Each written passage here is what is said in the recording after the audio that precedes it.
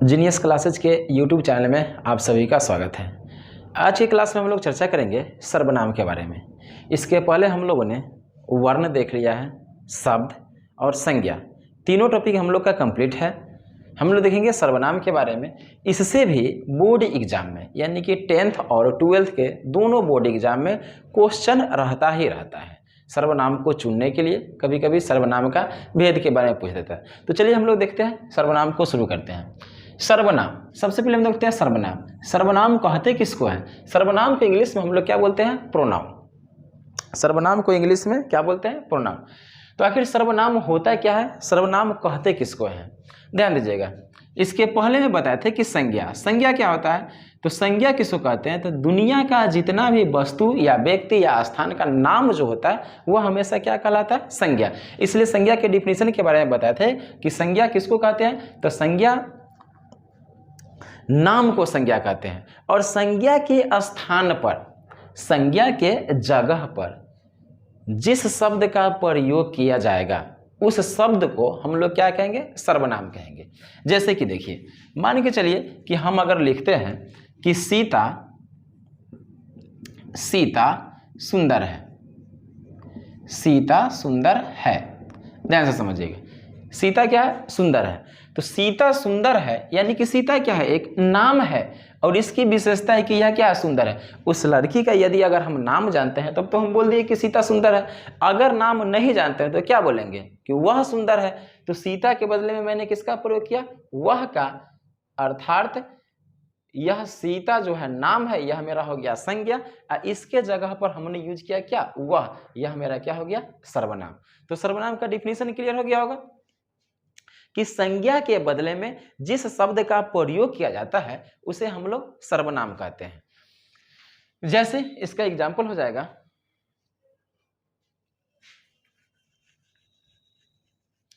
जैसे इसका एग्जाम्पल क्या हो जाएगा? वह, तुम, मैं, ये, वो इत्यादि। क्लियर है? संज्ञा और सर्वनाम दोनों।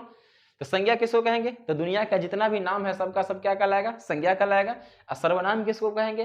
तो संज्ञा के बदले में जिस शब्द का प्रयोग होगा उसको हम लोग क्या कहेंगे? सर्वनाम कहेंगे, यानी कि प्रोनाउन कहेंगे। अब देखते हैं सर्वनाम के भेद। तो यहाँ पर बोर्ड पे देख रहे होंगे कि सर्वनाम के कितने भेद होते हैं? तो सर्वनाम के 6 भेद होते हैं। याद रखिएगा, सर्वनाम के कितने भेद? तो सर्वनाम के 6 भेद होते हैं। सबसे पहला पुरुषवाचक सर्वनाम, दूसरा निश्चयवाचक सर्वनाम, अनिश्चयवाचक सर्वनाम, प्रश्नवाचक सर्वनाम, संबंधवाचक सर्वनाम और निजवाचक सर्वनाम।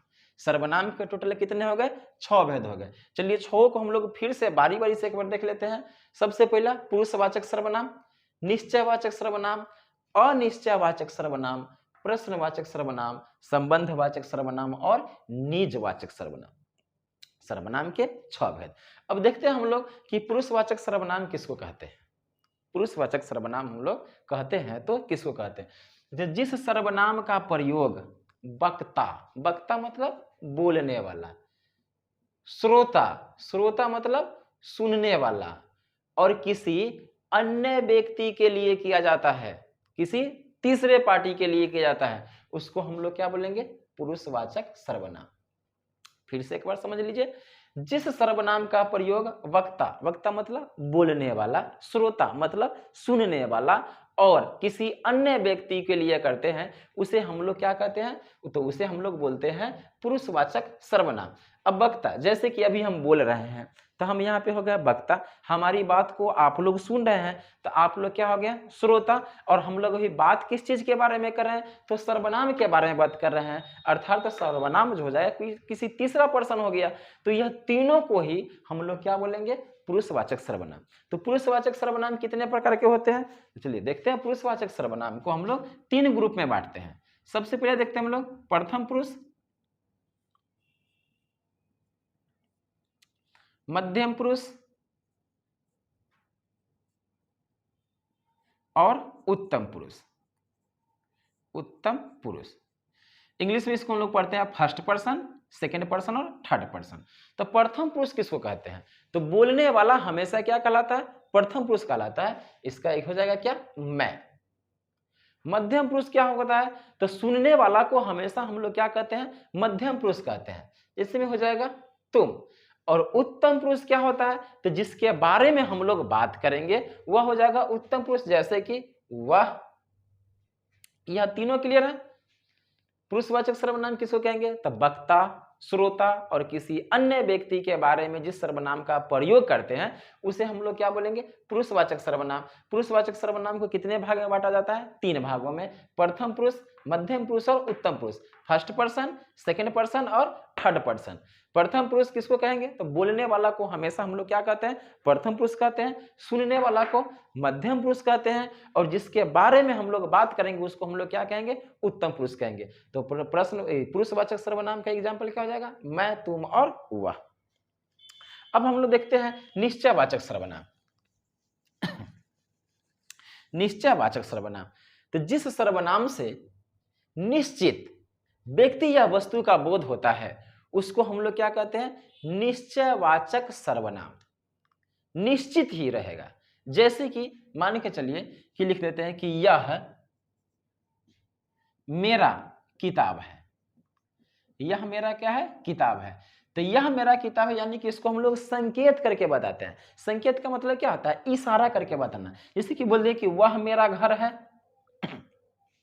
तुम मेरा भाई हो, यह मेरा मार्कर है, यह मेरा पेन है।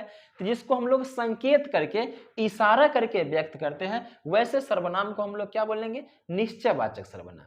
जिस सर्वनाम का प्रयोग किसी निश्चित व्यक्ति या वस्तु के लिए किया जाता है उसे हम लोग क्या बोलेंगे, निश्चयवाचक सर्वनाम।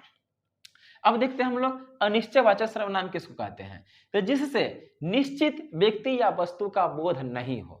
निश्चित व्यक्ति या वस्तु का बोध नहीं हो उसको हम लोग क्या बोलेंगे, अनिश्चयवाचक सर्वनाम। जैसे कि कोई है, या कन्फर्म नहीं है कि कौन है, से कोई है।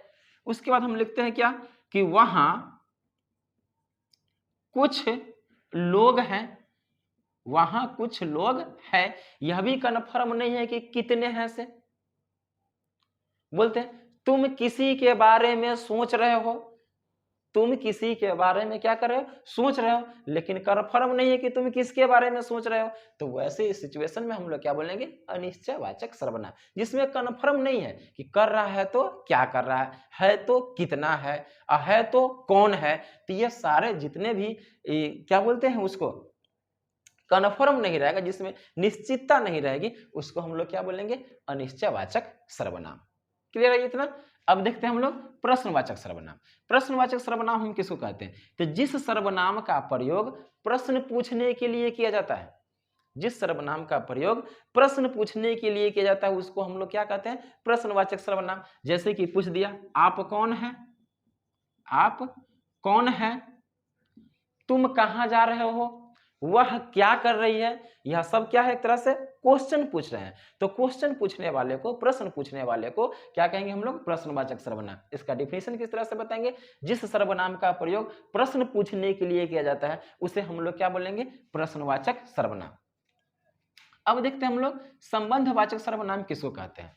तो संबंध, दो सर्वनाम का संबंध बताएगा, दो सर्वनाम का आपस में क्या बताएगा, संबंध बताएगा, उसको हम लोग बोलेंगे संबंधवाचक सर्वनाम। जैसे में जैसी करनी वैसी भरनी,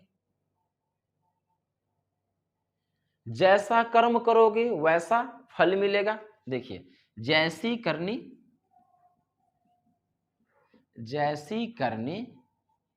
वैसी भरनी।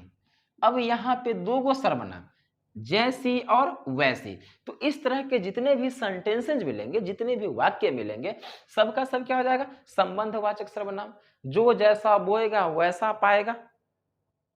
तो यह सब का सब जो एक तरह से मुहावरा टाइप का आप लोग के बीच रहेगा, यह सब का सब क्या कहलाएगा, सबका सब संबंधवाचक सर्वनाम।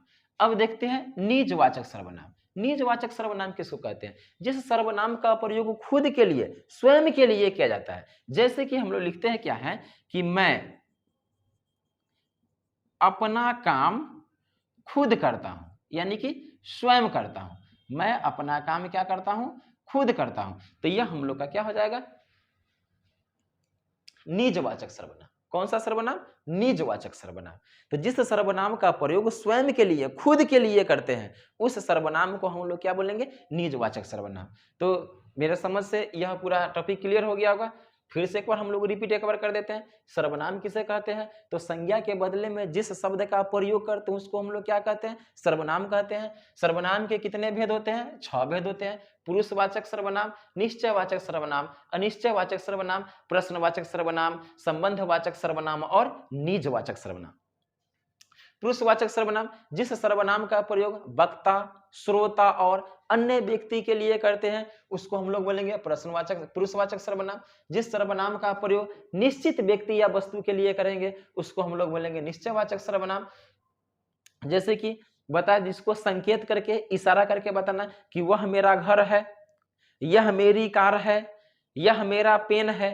तो जितना भी हम लोग इशारा करके व्यक्त करेंगे उसको हम लोग क्या बोलेंगे? निश्चयवाचक सर्वनाम। अनिश्चयवाचक सर्वनाम, जिसमें कुछ कन्फर्म नहीं है, जैसे कि हम लोग बोल दिए कि वहां कोई है, कुछ लोग काम कर रहे हैं, तो यह पता नहीं चल रहा है कि कौन लोग हैं सो, तो वह जाएगा अनिश्चयवाचक सर्वनाम। प्रश्नवाचक सर्वनाम मतलब जिस सर्वनाम का प्रयोग प्रश्न पूछने के लिए करते हैं उसे हम लोग क्या बोलेंगे? प्रश्नवाचक सर्वनाम बोलेंगे। अब देखिए उसके बाद क्या है? संबंधवाचक सर्वनाम। दो सर्वनाम का संबंध बताएगा, जैसी करनी वैसी भरनी, इस टाइप का जो जितने भी वाक्य रहेंगे वह सबका सब क्या हो जाएगा?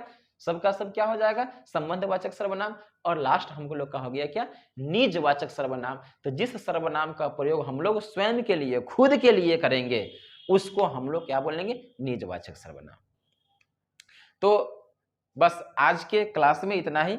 मिलते हैं हम लोग नेक्स्ट क्लास में, तब तक के लिए जय हिंद।